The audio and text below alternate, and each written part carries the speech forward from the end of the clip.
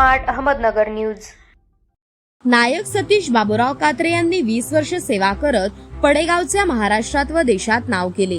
Indian army सेवानिवृत्ती झाल्याबद्दल मित्र परिवारातर्फे सत्कार करण्यात आला।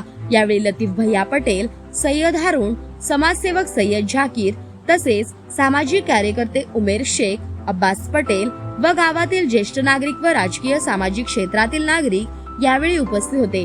प्रतिनिधी झाकीर शेख।